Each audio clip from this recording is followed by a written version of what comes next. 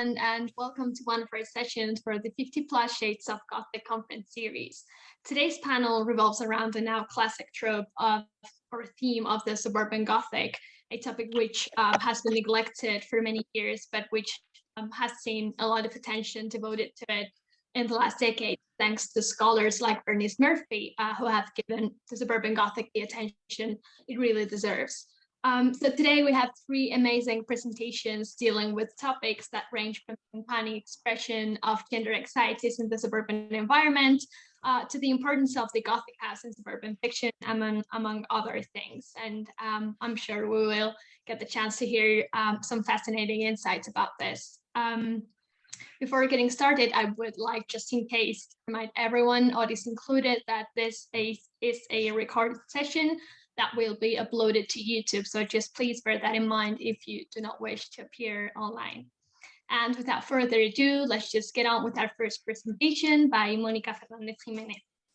Mónica Fernández is a research fellow at the English department of the University of Valladolid, where she is writing a thesis about the possibilities of a hemispheric Caribbean American aesthetic. Among other things, she is also interested in contemporary US fiction and poets like Diane Prima or Sylvia Plath. And her paper today is entitled Sylvia Plath's Uncanny Poetry, Suburban Gothic in 1950s America. Over to you, Mónica. Thank you very much, Sofía, for such a generous introduction. Well, thanks to the numerous big public that we've got here today. It's such a delight for me to participate in very interesting panels. I feel honored to share the screen with these two other speakers. Before starting, I'd just like to let you know that you can feel free to stop me if my connection's not good or you can't hear me, because I'm having some troubles with my internet connection and I might be able to go somewhere else or in the house where it works better.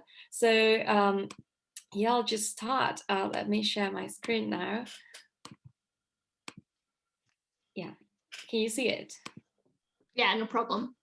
All right, so before starting to analyze the poetry of the American author Sylvia Plath, let me first offer a brief introduction to the trope of the house in Gothic literature. We can agree here today that the house in its many forms, aristocratic or suburban ones in medieval or antebellum styles, is the setting of the Gothic genre par excellence. In Ever Jan van Leeuwen's words, since the publication of Horace Walpole's The Castle of Otranto in 1764, almost every writer of Gothic horror and supernatural fiction has published a haunted house story, end of quote. Carol Margaret Davidson is more specific, as she points out the medieval origins of these houses in this quote, where she says that one would be hard-pressed to identify a more prominent feature in the Gothic literary landscape than that of the contested castle or haunted house, end of quote. So seen from a 21st century perspective though, we tend to associate the prevalence of the house with notions of the uncanny. In its difference from other forms of terror or supernatural horror, situating the Gothic has often made use of Freud's definition of the uncanny as, and I'm quoting Freud, that class of frightening which leads back to what is known of old and long familiar, end of quote. In her book, Fantasy, the Literature of Subversion, Rosemary Jackson also makes use of Freud's concept to separate the supernaturalism of marvelous literature from the natural but unconscious source of Gothic fear. Hence, what more familiar than a house, if I may ask, especially if it's a family house. But the inclusion of houses in Gothic fiction may not have always fulfilled this function of drawing back to what is already within our psyches. In some usages of the Gothic, the house seems to be purely aesthetic.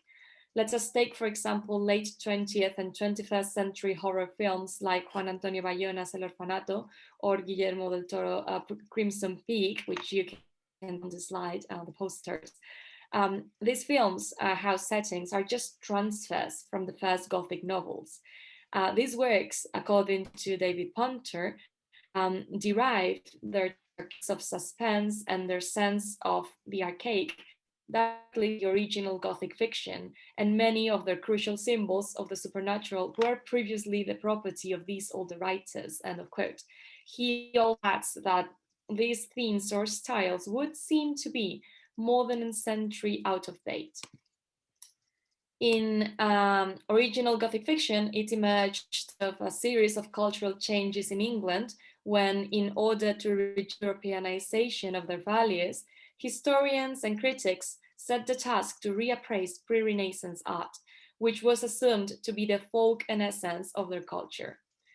Some people in Britain even recreated works of Gothic architecture, which was the name given to medieval architecture, associating it with the Goths, a Bavarian northern tribe.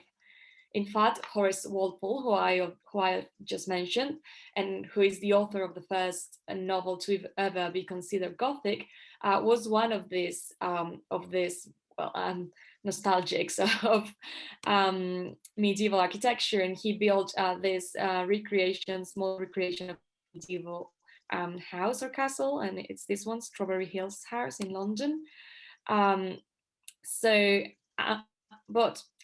Unlike this form of revivalist architecture, 18th century Gothic fiction was not a recreation of medieval fiction. It had original features of its own. These works, of literature, while not a copy of the prose of the Middle Ages, did include one element that was associated to the medieval in the 18th century imagination, in opposition to the classical, and this was chaos, violence, and excess. David Panter, again, his comparison between Romantic and Gothic poetics perfectly sets the case. For William Wordsworth, who criticized the Gothic style in literature, and I'm quoting Panter, the writer had a vital social role to play in elevating the minds and morals of his audience and returning them to communion with the basis of life, while the Gothic writer pandered the minds and morals of their readers as they found them, to portray unnaturalness in all their most lurid colors, of quote. So hence the concept of the unconscious and then the image of the Gothic house became joined, but they may not have been completely associated at the beginning. While the haunted or not so haunted castle was an aesthetic feature, the portrayal of the mind's unconscious may have been more ideologic. The current Gothic products that make use of this ruinous aesthetic associate these loci with fear, merely because of the kinds of works in which they appeared originally, where nonetheless the fear was also psychological. Others, however, have appropriated the psychological terror transmitted in these works and have accordingly updated the aesthetics, unlike the films that I have previously shown you, setting their fictions in the relevant context, like A Ruined Plantation, for example. But despite what I've just mentioned, there is room to speculate that the medieval settings that reigned in 18th century Gothic fiction may not have been purely aesthetic, since these kind of castles, as David Panter explains, were also present in Jacobean drama, for example. So there might be some value which is not aesthetic in the obsessive presence of houses in Gothic fiction, precisely because of their timeless prevalence. According to Eva Jan van Leeuwen, again, the crumbling physicality of houses acted as a metaphor for the decaying, tormented minds of those who inhabit them. When there is any moral damage done in the context of the family who inhabits or has inhabited the house, the edifice seems to crumble. Similarly, in the American context, the plantation became the site where the ancestral damage which haunts the owner is materialized. The suburban Gothic tradition, on the other hand, ridiculizes the sense of safety that suburban houses arising in the United States 1950s promoted. In these works, the house stands against its dwellers to highlight the absurdity of their ideological stand, their excessive preoccupation of material aspects. Paraphrasing the keynote lecture of Eva Jan van Leeuwen for this session, if your goals in life are being the most successful consumers, certainly the houses where you live are going to be prisons. However, the poems which have caught my attention and are the protagonist's presentation, in them, the haunted house does not become a mirror image of the protagonist's decay, but rather a sinister but charitable retreat. These poems seem to drift from the tradition of the house as a terrifying haven for taboos, and align better with the role of the medieval castles in 18th century Gothic novels as retreats from the cultural values predominant in the writers' societies. The work of the American poet Sylvia Plath has been described as Gothic by the Universidad Complutense de Madrid scholar Eusebio de Lorenzo, a claim with which he defies the confessional category as the only available one to describe the author. De Lorenzo focuses on the appearance of sinister and grotesque images within the poetry of Plath, but more specifically, he highlights how apparently harmless beings like Plath's famous tulips present a menace to the speaker, while monsters of different nature, all alike in grotesquerie, deserve a more sympathetic gaze. In one of her most famous poems, titled The Disquieting Muses, and the title comes from this painting by Giorgio di Chirico, the speaker at the beginning of the poem describes the appearance of three ladies with heads like darning eggs by her bedside, whose presence she associates with her mother, having caused some offense to a disfigured and unsightly cousin, reminding of the Sleeping Beauty fairy tale. As the poem progresses, though, the speaker ends up portraying the muses as her true friends, unlike her mother, who is accused of having imposed upon the female speaker the sexist stereotypes and expectations that characterize the American 1950s, such as sending her to piano lessons or the school ballet. All these lessons are useless, the speaker seems to conclude. Quoting the poem, she learned elsewhere from muses unhired by you, dear mother. Like in the early Gothic fiction, the Gothic image for the speaker represents a retreat from a reality which was unbearable. Rather than medieval castles, we have images of monsters here, which are interestingly embedded into a suburban house. The familiar setting thus becomes defamiliarized through the inclusion of beings that often protagonize a sort of horror that is not necessarily Gothic had not been placed there. The 1950s suburban house, which could have never been a retreat for the narrative voice due to its due to its function in the reproduction of the system, is thus liberated from the epoch's ideology. In the poem titled The Tour, we have a clear representation of this pattern. In the first few lines of the poem, we are presented with a familiar 1950s scenes where a maiden aunt visits her niece to be shown around the house. The first stanzas set the scene. The aunt arrives and the speaker claims to be a bit embarrassed because the house is not very tidy and she's not wearing any lipstick. With this, the speaker is clearly situated in the tradition which Betty Friedan denounced in The Feminine Mystique, whereby, and I'm quoting Friedan, women could identify with nothing beyond the home, not politics, not art, not science, not events, large or small, war or peace in the United States or the world, unless it could be approached through female experience as a wife or mother, or translated into domestic detail. End of quote. However, we start to see this usual in the figure of the aunt straight from them. She is described in mysterious tones as coming from far away, somewhere with monkey trees, having thus managed to escape the place where the speaker is trapped. The aunt becomes something like a witch who makes use of nature like the tradition dictates, so see the bald gecko she carries around.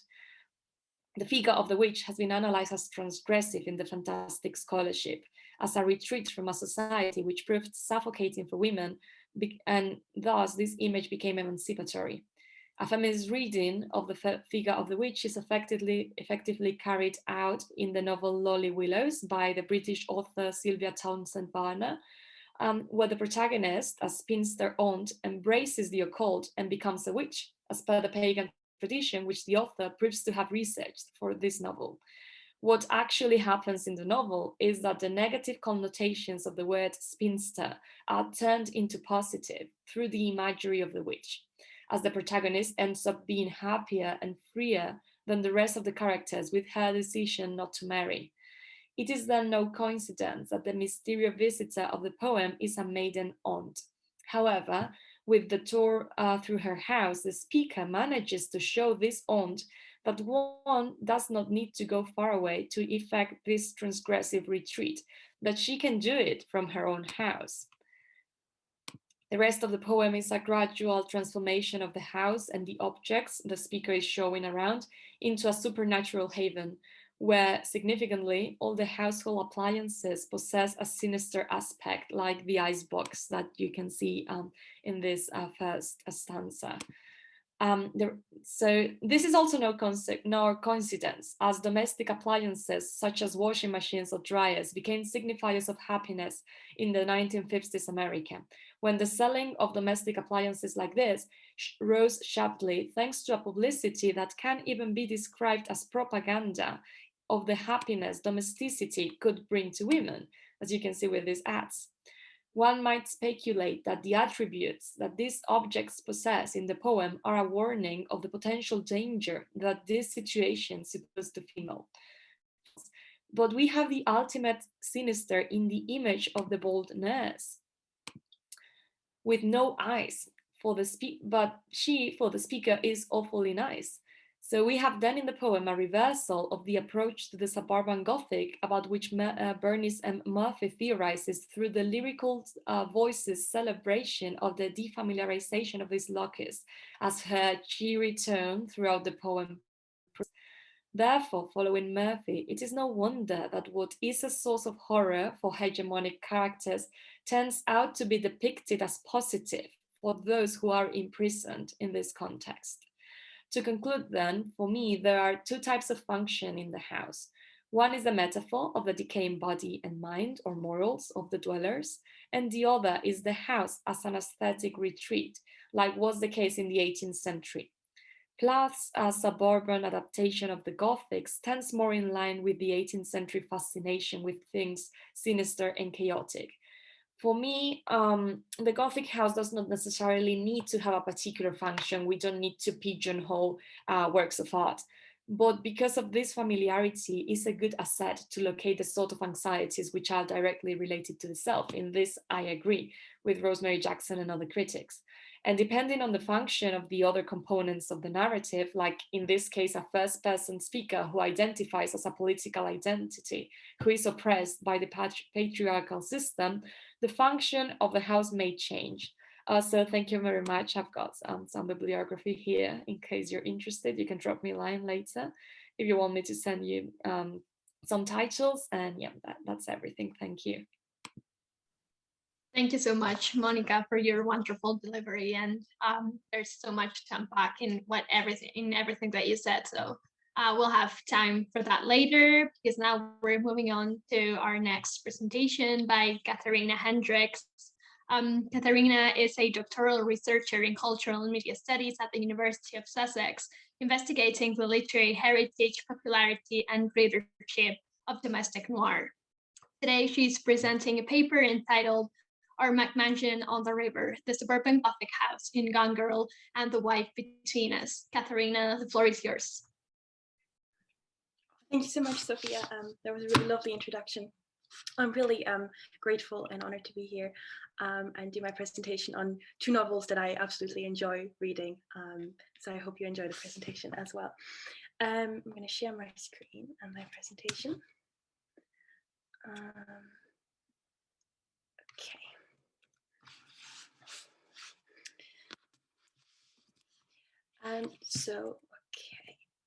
Today I'm going to talk about the Suburban Gothic House in two popular novels from the US, Gone Girl by Gillian Flynn and The Wife Between Us by Sarah Buchanan and Greer Hendrickx.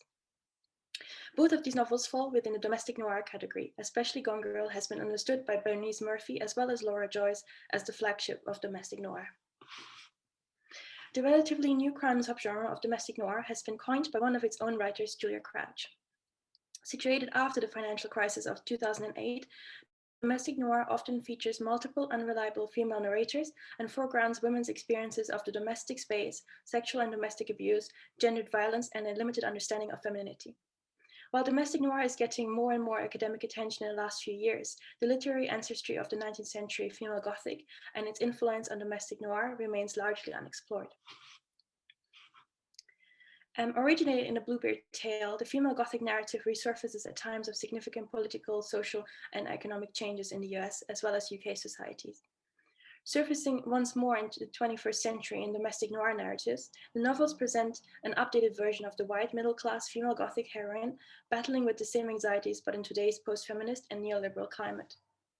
The female Gothic novels adhere to the same general plot lines and conventions as explained by Anne Williams in her work Art of Darkness, A Poetics of Gothic. In Williams' opinion, typical female Gothic plots are characterized by firstly, the narration from a female point of view, secondly, a happy ending in which the heroine marries the man she loves, and all supernatural occurrences are rationally explained, and thirdly, the use of terror over horror to evoke fear in the reader.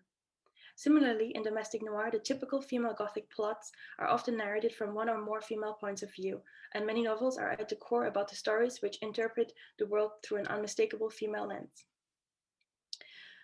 Narrating the female experience in the home and in relationships or in marriages. Alan Moyers continues this thought by understanding the female Gothic as an expression of women's fears of entrapment within the domestic and within the female body. Early analysis understands two key elements of the female Gothic, the house and the heroine. Adding to this, Kahane summarizes the plot elements as firstly, the confining and dangerous place of the house, secondly, the Gothic heroine compelled to seek out the center of a mystery, and thirdly, the threat of a powerful male figure. The Gothic heroine's fears are often reflected or represented by the house, dealing with the domestic space, traditional roles, and expectations of women and femininity.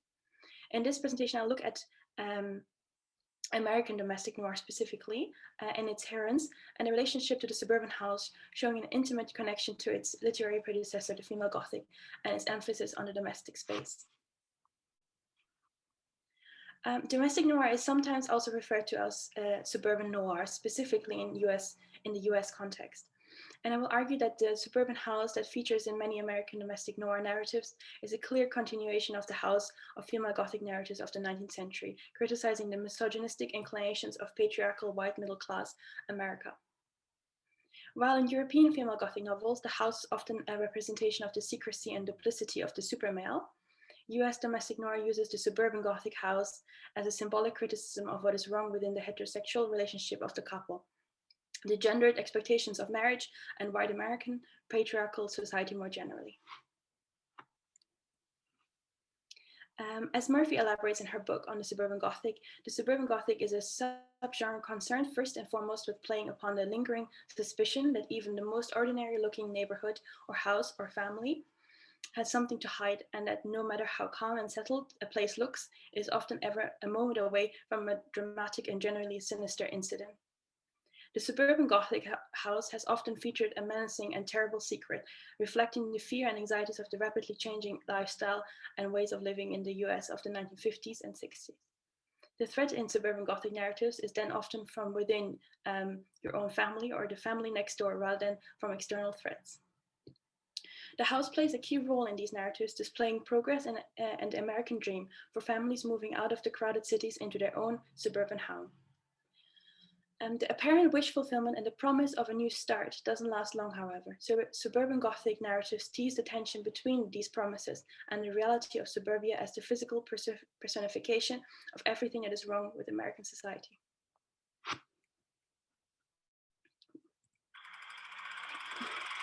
Precisely this entanglement of the suburban Gothic with the idealistic and almost utopian-like space for young, upward, mobile young families allows then for the exploration of women's fears around the entrapment and isolation, as well as domestic emotional violence and abuse.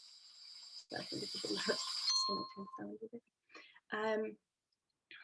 This becomes evident in The Wife Between Us when we follow Nessie's story of her and Richard's early marriage. In The Wife Between Us, the suburban Gothic house features only very briefly, mostly in flashbacks and memories of Nessie's marriage, but it evidently shows the dark and unspoken side of the traditional white middle-class suburban home and its inscribed patriarchal and misogynistic values. Before the wedding, Richard buys Nellie a house in the suburbs in Westchester near New York, one she has never seen before moving. This is the first step towards many acts of controlling Nellie, including asking her to quit her job. When moving to the suburbs, Richard expects Nellie to take on traditional roles of femininity, to be a housewife and mother, isolating her from her friends and family with their move to the suburbs. Reflecting back on this time, after Nellie has escaped their marriage, she muses, but he, Richard, loved our quiet neighborhood, the privacy it afforded. He'll probably buy another place in the suburbs for his new bride. I wonder if she plans to quit work and devote herself to Richard, to trying to become pregnant, just as I did.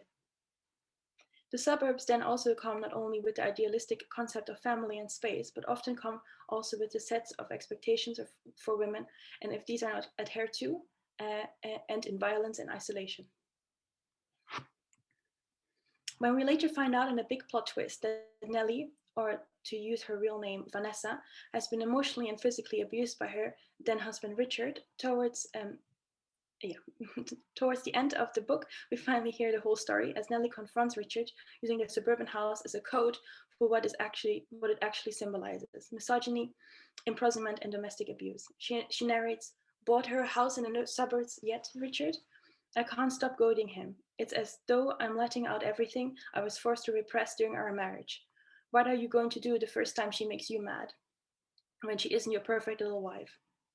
In order to escape the abusive marriage, Nellie has pushed Richard's new assistant at the time, Emma, and Richard together so that he would divorce her and marry Emma.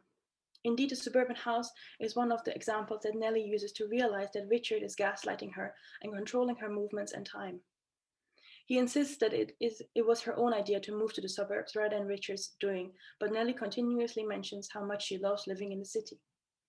The isolation in their suburban home is one of the main reasons Richard is able to exert this type of control over Nellie and gaslights her into thinking that she is slowly losing her mind. The Wife Between Us is then a cautionary tale of what suburban married life might look like after the romantic wedding, and the novel does so by revealing what can hide behind the polished facade of the white middle-class heterosexual marriage.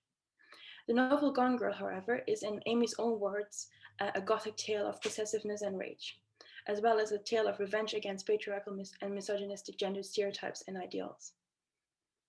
Indeed, in Gone Girl, suburbia proves a dangerous place for Amy as she allegedly gets kidnapped from her new house in the suburban Missouri on her 5th wedding anniversary to her husband, Nick. The couple have moved here after they both lost their writing jobs in New York due to the financial crisis of 2008. At the same time, Nick finds out that his mother is seriously ill and his sister Go needs help with her care, which is why he decides to move to Missouri. Again, Nick decides this by himself and takes Amy along with him, expecting her to change her lifestyle and take on the role of the caring housewife, daughter-in-law, and mother, as he hopes to have a child together in their new home. Amy and Nick move into their own suburban home, the McMansion on the river, as Amy calls it. Nick describes the suburban home as the kind of house that is immediately familiar, a generically grand, unchallenging, new house that my wife would and did detest. Their move to Missouri and into the generic house is one of the main reasons for Nick and Amy's marriage breakdown, and the new house also reflects Nick's expectations of Amy, generic and unchallenging. In the same way, the house is presented as grand and with artificial perfection, including fake traditional elements such as vinyl windows and fake antiques and drywall ceilings. It also reflects Amy and Nick's superficial relationship looking traditional, comfortable, and safe, but underneath it hides Nick's misogynist tendencies and Amy's vengeful nature. Indeed, soon after arriving in Missouri, Amy elaborately crafts a plan to fake her own disappearance and murder to incriminate and punish Nick. Ashley Christensen observes and applies this analysis by Laurie Marson on female violence in films to domestic noir. We are presented with stories about women who embody the characteristics of seemingly idealized femininity. They are white, middle-class, heterosexual, and cosmopolitan, and yet the eruption of female violence against a man in each signal deep levels of dissatisfaction and anger. With Beauvoir, we can see how women's seemingly pathological feelings and acts of violence produced in isolation and conditions of oppression might be read as signs of resistance. They also signal the need for feminist collectivity and solidarity. This dissatisfaction with the relationship and Amy's anger is especially heightened by the financial crisis and the move to suburban Missouri. This move displaces the cosmopolitan Amy and increases her feelings of isolation and under continued expectations of her femininity through suburban patriarchal expectations. Nick describes their neighborhood as a miniature ghost town of bank-owned, recession-busted, price-reduced mansions, a neighborhood that closed before it ever opened. The tension of the suburban dream that was promised and the reality of the ghost-like town after the financial crisis is emphasized here, catalyzing underlying problems and family secrets to the forefront. Similar to the 1950s and 60s, in which its vast changing landscape through the introduction of suburbia and the changing of relationships and families, the suburban house in American domestic noir also plays on rapid changes within relationships and social and economic structures after the 2008 financial crash. Amy is taking revenge for Nick's gendered expectations of her, his cheating and his misogyny. However, Amy changes the narrative of their story from their stereotypically abused and murdered wife to the miraculous return of the angel of the home, as Christensen argues. Ultimately, Amy enacts her ultimate parody of patriarchal social codes, using a semen donation Nick thought was destroyed, inseminates herself. The resulting pregnancy effectively solidifies Amy's ideological victory over her husband, who is in a radical reversal, becomes the self-sacrificial angel in the house. Domestic noir utilizes the house then as a representation of fear, imprisonment, and isolation for the white middle-class heroine, connecting it closely to its Gothic narrative roots. The suburban house in US domestic noir fiction specifically brings to the forefront the ideals and possibilities the suburbs originally promised, but subverts this by looking at the broken promises after the financial crash of 2008. US domestic noir fiction, such as Gone Girl and The Wife Between Us, criticized the white middle-class nuclear family unit by revealing its gendered expectations, unequal labor, and misogyny behind it. In both books, the heroines expose and escape their traditional roles and expectations of the suburban house. While Nellie is getting out of the house by orchestrating an affair and then later on saving her replacement from the same suburban nightmare, Amy in Gone Girl uses patriarchal structures, ideals, and settings to her advantage, exposing their destructive impact and fragility. Thank you very much. That's it from me. Thank you, Katharina. That was a really wonderful reflection on how suburban environment is intimately related to patriarchal violence, sadly, and the perils of so-called middle-class aspirations.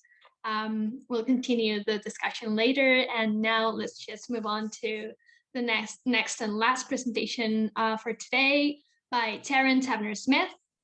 Taryn is a graduate teaching associate at Buckinghamshire New University. She is currently enrolled for a PhD in English literature and creative writing with the University of Hertfordshire, where she considers the experiences of subjects in non-fiction like writing while exploring the boundaries of liminal identities. Taryn is also interested in the monstrous feminine, spectres, madness, and vampires in contemporary British fiction, and holds an affinity for the multidisciplinary application of Victor Turner's theory of liminality.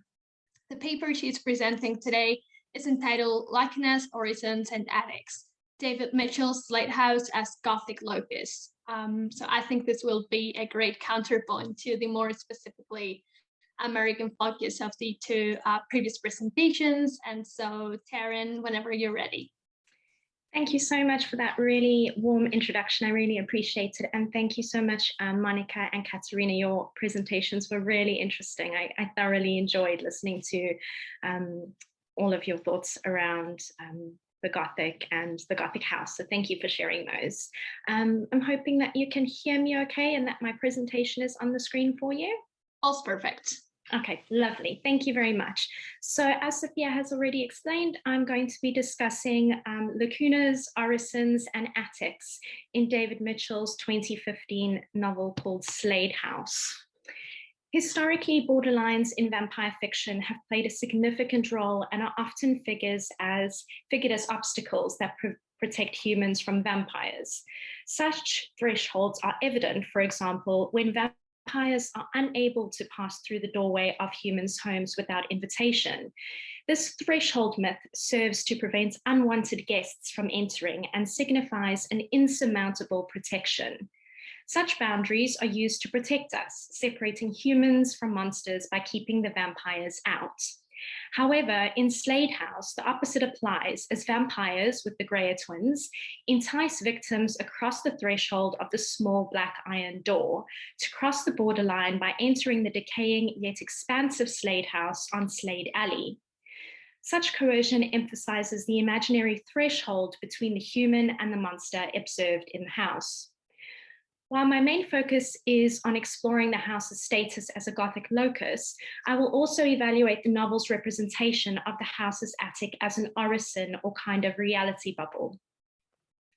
Slade House's attic emphasizes the significance of thresholds and boundaries in Gothic fiction, while serving as a prison and final location that victims occupy before their souls are devoured. These slippery boundaries emphasize the Gothic's concern with liminal spaces, such as lacunas, orisons, and attics, and are all indeed evident in Mitchell's fictional House of Horrors. As Gilbert and Gubar in 1980 have famously argued, the attic is associated with madwomen, and in Slade House, it becomes the threshold or liminal interstitial space between life and death. David Mitchell's Slade House traverses 36 years, from 1979 to 2015, in the lives of the immortal vampiric twins, Nora and Jonah Greyer, who coerce unsuspecting victims into the decaying yet expansive Slade House on Slade Alley. The house's location itself has a dual nature, with its respectable streets existing side by side with areas notorious for their squalor and violence, thereby making it an appropriate and often uncanny setting for this Gothic narrative to take place. Such borderlines between the genteel and the dilapidated, the contemporary and the historical, reinforce the house's liminality and suggests it as a space of haunted modernity, according to LOCUS. Slade House is thus described as an orison, where time stands still, remaining fixed to a few minutes after 11 p.m. on Saturday, the 27th of October, 1934, just before Halloween. Every 9 years, the Greyer twins entice a new visitor into the house to extract and devour the souls of what they refer to as gullible ingifteds or potential psychics. The Greyers occupy host bodies for 9 years by forcing their own consciousness into the successive bodies of their victims. Slade House is divided into 5 chapters or episodes, which may be likened to what Mikhail Bakhtin describes as chronotopes, literally meaning time-space, because each chapter captures a snippet of time ranging across this 36-year time period. From a plot perspective, the chapters follow the same formula throughout the novel's duration. The character finds the house, enters the house, is tempted with a vision, and falls into the twins' psychic trap. Historically, Gothic tales are set in an antiquated space where ghosts and spectres of a supernatural nature are present. It makes use of tropes such as psychological and physical terror, mystery and the supernatural, madness, doubling, and heredity curses. Scholars therefore emphasize the Gothic's gloomy settings, such as remote castles, abbeys, and decaying manor houses, the supernatural in the form of spectres, vampires, witches, and werewolves, and the dichotomy between evil villains and their persecuted victims. Although all this is rather formulaic because of these conventions, critics have noted that the peculiar resistance of the Gothic to easy categorization and the genre in its entirety and across time is difficult and arguably even impossible to define. And to this convention, Slade House is no exception. Tamara Wagner argues in her essay, The Gothic and the Victorian Home, that the Victorian ideologies of domesticity establish the home as the shelter from all injury, terror, doubt, and division. The Gothic genre, however, disrupts these associations from safety. Wagner argues accordingly that hauntings and trauma occur in the home when the anxieties of the outer life penetrate into it, and the inconsistently minded unknown, unloved, or hostile society of the outer world is allowed to cross the threshold. It is at this point that the location ceases to be home. Such unhomely places suggest Sigmund Freud's theory of the uncanny, or unheimlich, the literal translation of which is unhomely, which refers to that which is similar to us in spite of the dread that it evokes. Freud captured the uncanny in a description strongly suggestive of the Gothic, arguing that it arouses dread and creeping horror, that class of the terrifying which leads us back to something long known to us and once very familiar. Fittingly then, Wagner's argument refers to the psychological turmoil associated with anxieties relating to the safety and threat within the home.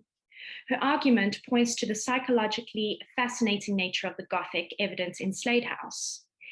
In addition to being familiar, these unhomely places are rendered frightening within the plots of Gothic fiction, while the reader's sense of comfort and notions of familiarity are also disrupted by suggestions of the uncanny, itself a form of liminality.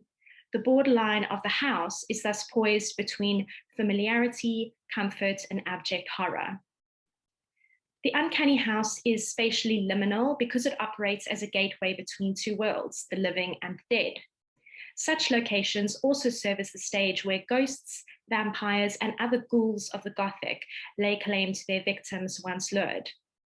In this way, the uncanny house, which in earlier Gothic examples was more likely to be the dilapidated castle, acts as the liminal setting that situates heroines and readers at the limits of normal worlds. It is in these locations that these frightening events are capable of delineating the boundaries of the normalized present.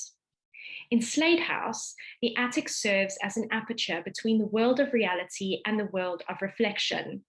Both motifs serve to increasingly destabilize the boundaries between psyche and reality, opening up an indeterminate zone between worlds.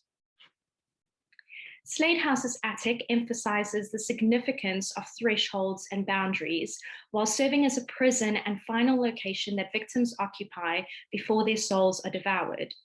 In this instance, the lacuna refers to the liminal time capsule, which the Greyers have created inside the orison of the house's attic. Ruth Hullier emphasizes the significance of thresholds and boundaries in Gothic fiction, arguing that it is the buildings that unsettle the reader, but the secret passages, cellars, and attics create unease about the boundaries generally and uncertainties about differences between those in society. In chapter 2 of Slade House, one character describes the attic as being as black as inside a coffin deep inside a blocked up cave, conjuring the vampiric imagery associated with the Greyers. The confined space of the attic serves as a prison and is the final location that victims occupy alive before their souls are devoured by the twins. Slade House serves as a Gothic lacuna and the site of these imbibing ceremonies imposed on victims, a place where two worlds meet with death as a door to the afterlife. The house itself is thus considered a liminal space. While exploring the outside of Slade House before entering, Parasoc, a group of university students interested in investigating the paranormal, notes the possibility of the house's entrance as a membrane between worlds. Indeed, once any visitor crosses the threshold of that hidden small black door, there is no escape from the horrifying in-between state that ensues. After many successful years of using the house as a Gothic locus and orison, things in Slade House begin to fall down the cracks, where the ghost of the policeman, Gordon Edmonds, hands his successor, Sally Timms, a real knife. Something starts to change. With the passing years and the growing instability of the house, Nora realizes the inevitability of her and Jonah's downfall when she argues that their feeding ritual, which she terms their operandi, is far too reliant on external factors. While Jonah smugly denies that their immortality is at risk, Nora is aware of the fragility of their immortality and warns him. The operandi works provided our birth bodies remain here in the lacuna, freeze-dried against world time, anchoring our souls to life. The operandi works provided we recharge the lacuna every 9 years by luring a gullible and gifted into the suitable orison. The operandi works provided our guests can be duped, banjaxed, and drawn into the lacuna. Slate House captures the realization that humanity exists as an ever-changing entity, which is always liable to effacement.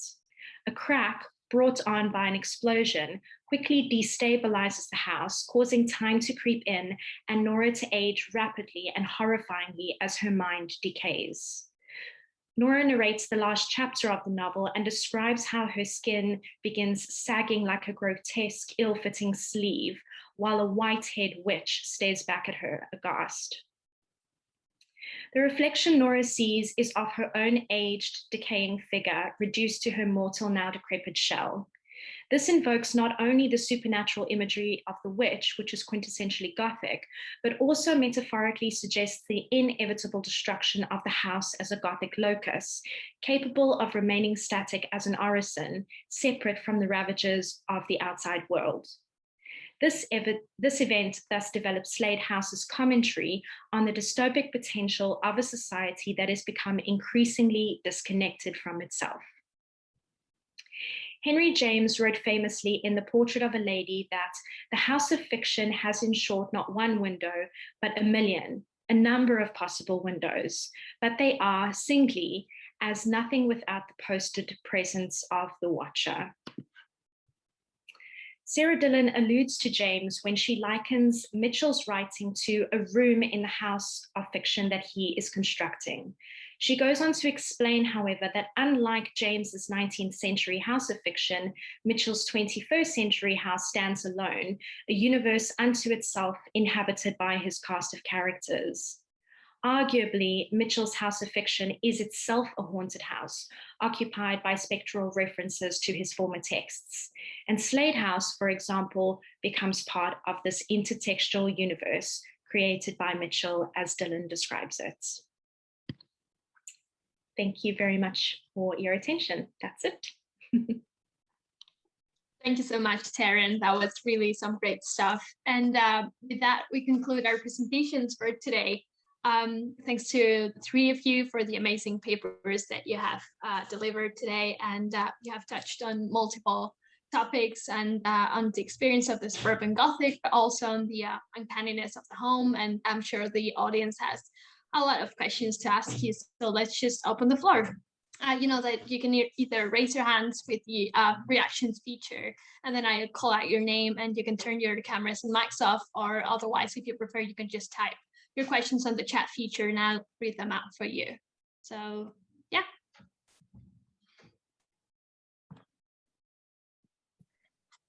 I can start to ask something while the audience is warming up, maybe. Sure. Yeah, it's well, it's not nothing deep. It's just like some small remark about Gone Girl. I wanted to ask Katharina, just because I haven't read the novel and I watched the film very long ago, but you included a quote by the novel, which I found really interesting, which is the one in which the husband says that he thinks his wife would hate house where they go live. And I don't know if don't remember the film that well, but it gives me, according to the quotes by the novel that you've shown, it gives me the sense that the novel includes this aspect of the powerful misogynist man that I believe the film does not show that much. I think that I love the film, but it was a bit intriguing, like why does this all happen while in the novel it seems that there is this uncanny gaslighting and this sense that a woman doesn't really want to be there, but maybe it's just my memory. So I don't know if you could, if you also find this distinction between the film and the novel. Yeah, thank you for the question. I think you're absolutely right. I've not seen the film in a while now, but there's definitely huge differences between the novel and the film. And I think the main difference is that Nick is portrayed much nicer in the film than he is in the book. So in the book, I think it becomes much clearer that he's doing a lot of things that Amy doesn't agree with, and that he doesn't ask her opinion on, and that he has this kind of underlying kind of, I think there's a whole passage of him kind of referring to his dad and how very misogynistic his dad was, and that he kind of fears kind of becoming like him, and that he actually is slowly becoming like him, kind of thinking in the same thought patterns as his father, which I think gives it a much more depth, and just much more explanation of why Amy turns, to this kind of villainous persona. Yeah, it's very interesting. Thank you. It is interesting because then if you can fall into this stereotype of crazy lady, which can be to a point misogynist. So I think this references to Nick's behavior in the book are important. I think my connection, I'm losing my connection. Your image froze, but we can hear you. Yeah. Okay, well, yeah, thank you for your answer.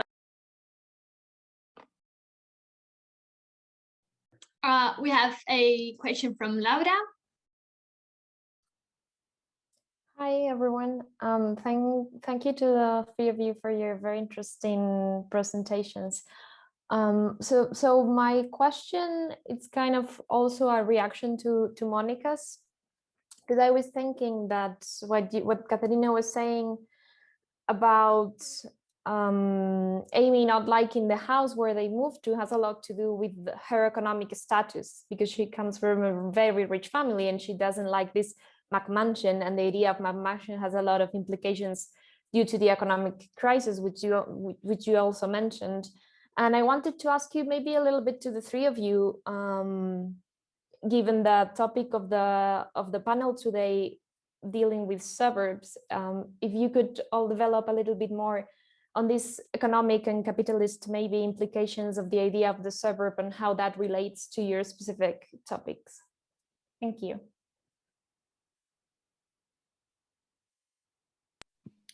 Should I start like same order as we present it? Yeah, I'm not very sure. This McMansion reference, is it like, because you said Amy comes from a very rich background, is there like some sort of pejorative note on this? So she feels that the suburb, we can have it like as an signifier of capitalist success, but also if you compare it to these more aristocratic elites of the United States, both in New England, New York, Philadelphia, is as well a bit associated to provincialism. Is that what the quote suggests? Because we are dealing with the suburbs as a signifier of success in the consumer society. But Katharina's presentation was quite inspiring in that it also shows that these people moved there because it's possible, because all these prices are going down because of the recession. So I think it deals a lot with like economic success, but it's also some undertones about American provincialism in the sense in the suburbs. So there could be some criticism in the constant criticism of suburban life by certain works of art. So I'm a bit I haven't answered anything, but this discussion just has ignited, because I'm no expert in this in this topics. I've just researched it for Platt's particular poems, but I've just focused on it a bit tangentially. But I'm a bit confused about that, because it's a bit in the middle. It's about prosperity, but up to a point. So I don't know if maybe some of you can clarify that for me. Yeah, I was asking, sorry, I'm interrupting him again. I was asking because I think the idea of the McMansion that Katharina brought up is very interesting. It's this idea of the house that seems nice and looks like it's expensive, but it's not. It's really cheap and it's really poorly made. And it came with the whole economic recession and this type of thing. So please do go on. No, yeah, that's all I had to say, because it's a bit, yeah, for for some of us, maybe it looks like it's a depiction of really rich people, but then that the criticism can also be sort of elitist depending on where it comes from. It's not that expensive or that good, and it stereotypes a little bit dwellers. So these works that criticize it can be a bit ambiguous in our readings. I don't know if Katharina or Taryn, you guys want to add something to that? Yes, absolutely. So those are really some interesting notes, and thank you, Laura, for asking that question, just to create those clearer links, I think, with the theme. In terms of David Mitchell's Slate House, what is quite interesting, and I think is a similarity with Katharina's presentation, is that Slate House itself is also a mansion, and it's and the Greyer twins are from old money. So they are a very wealthy pair of vampires. One thing that's quite interesting in terms of Slate House and its setting is that, as I discussed early on in the presentation, it's set in London, in downtown London, but it's set in an area where you wouldn't necessarily expect to see something that is as affluent and as large and as impressive as Slate House. Something that's really interesting about the way in which Mitchell positions Slate House is the fact that he positions Slate House in this dilapidated London area, and he positions it behind the small black iron door that's mentioned frequently throughout the novel. And that almost suggests to us that appearances can sometimes be deceiving. Mitchell, as I'm sure many of you know, is a novelist who's really interested in commenting on dystopic societies. He's very interested in talking about the disconnection that we experience in society, and he talks about and tries to warn us against this idea of isolating ourselves. He also creates an emphasis on the balance or the juxtaposition between isolation and connectivity amongst those in society. And I think that that's really what he's trying to do here with the house.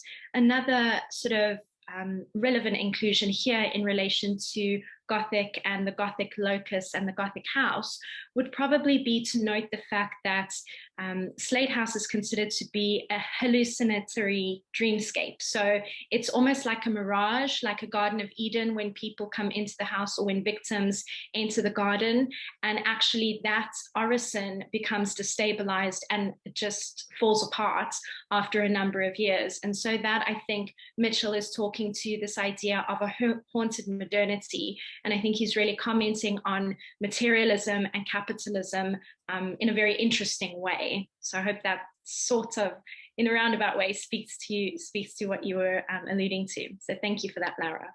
Yeah, thank you.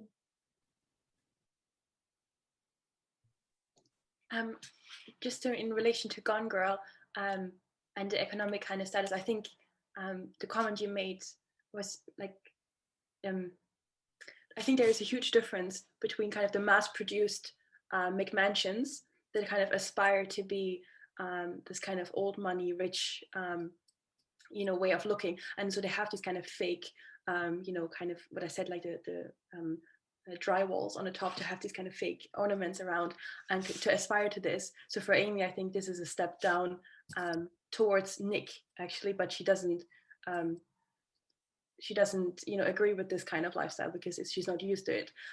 So I think there's the clash of his very working class family, that for him this is actually still a really beautiful house, and he thinks this is where he would like to live and where his family also is from, obviously. And for her this is a clash of like, this is not the kind of rich this mass-produced house is not how I show my character or my individuality as a kind of an upper-class New Yorker woman. I don't know if that answered your question. Yeah, no, I think it's very interesting, especially how the Katharina and Taryn's presentations connect in this idea of criticizing elitism in a sense, because in the end it's this very Gothic idea of the decay and the fighting this, and this is also as I think Tara mentioned, it's something that's very common also in vampire narratives, right? This elitism kind of. Thank you everyone for your answers. Thank you, Laura, and thanks to all of you for your wonderful answers too. If we don't have any more questions from the audience, I might have one for Taryn, if that's okay. You were focusing on an English text and about a house that is set in an explicitly English location. So I was wondering if you could say something about whether you see differences between the construction of Gothic houses in the English context versus the US one.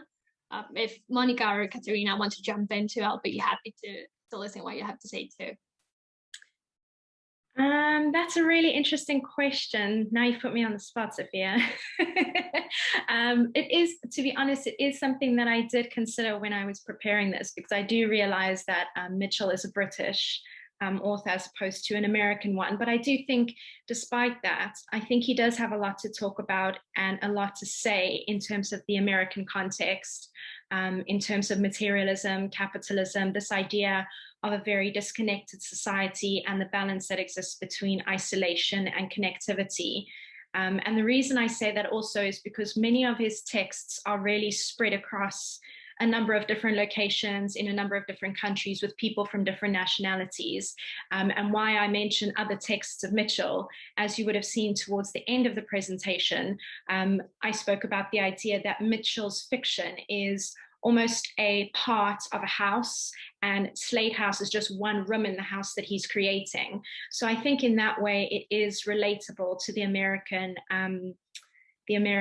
Gothic, if you like, and to the representation of the American house. I think it is probably slightly treated a little bit differently, but I do think that there are comparisons and links, hence why I included this text. I'm not sure if Katharina and Mónica agree, or if you've got anything a bit more articulate to add to that than what I have done. No, that was great. Thank you so much. I'm just interested in the comparison between the two, but also in the points of connection. It's always very illuminating to see what the different contexts have in common and how they differ. But yeah, that was great. Thank you so much. No problem. Thank you. If Mónica and Katharina don't have anything more to add, I'd like to give the floor to Carmen. What's the question? Yeah, I have a very quick comment. I loved all three papers. I thought they were excellent. So Taryn, I read the Bone Clocks before I read Slate House, and I just loved the Bone Clocks, because I think it's one of Mitchell's best. I just loved it. And then I read Slate House, and I have to admit, I was like slightly disappointed. And for years, I read them like 3 years ago, but I always thought, well, this is Mitchell kind of wanting to do his haunted house novel. And he's taking, as you said, like different rooms in the house, he's taking like ideas from Bone Clocks, but, like also from Ghost Ridden and all this.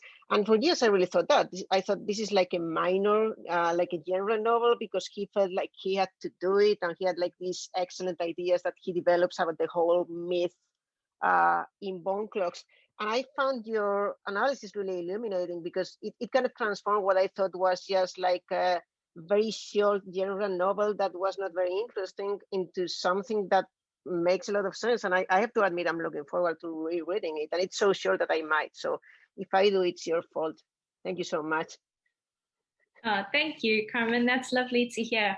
I think Bone Clocks and Slate House, as you say, are worlds apart, even if you look at just the length of the novels. So Slate House is a tiny little novella, quick little dip in and out, and Bone Clocks is a really meaty thing that you just really have to commit to. So I think he's got a lot more space to unpack the various different issues, but there is a lot of overlap between the two of them. So he talks about atemporals, he talks about the transmigration of souls across time and space, and so on. Interestingly, I'm not sure if you know this, Carmen. I'm sure that you do, because you've read Slate House.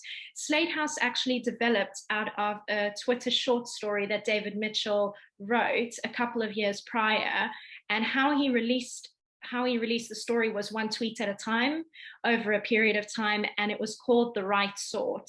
So that's the first chapter, Nathan Bishop's chapter. So he first did the Twitter short story, The Right Sort, and then he develops it into Slate House, which is this little novella, which probably could fit in quite neatly to the bone clocks. But give it another read, give it another chance. If you've not read Cloud Atlas, I strongly recommend that you read that. Oh yeah, well that's Mitchell at his finest. I mean, when you were answering about English and American, it is amazing to me how he's doing this thing where in some chapters or some novellas in that novel, he's like completely American, and in some others he's like so British. It's just amazing. I think he's got many, many hats that he wears as a writer, and that's why I'm so fascinated by him. He's so dynamic and diverse. So thank you for that. Thank you, Carmen and Taryn, for your wonderful answer. Yeah, now I also want to look into it. So if we don't have any questions from the audience, I guess that's probably a good place to leave it. So I'd like to thank everyone again, especially our 3 participants today, but the audience too. So let's just have a virtual round of applause for you guys. And yeah, this has been an absolutely enlightening panel, and I hope you enjoyed it as much as we did. So thanks to the audience for attending too, and hopefully you enjoyed it as well. And yeah, take care everyone, and see you in the next one. Thank you.